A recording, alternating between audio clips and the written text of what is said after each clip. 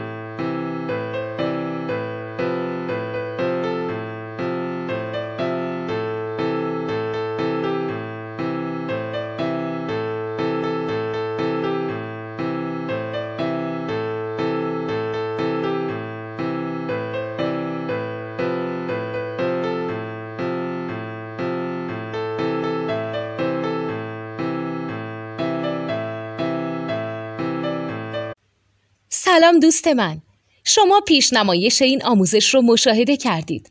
برای دیدن آموزش به صورت کامل میتونید به وبسایت نوت 2 که مرجع آموزش موسیقی هست مراجعه کنید.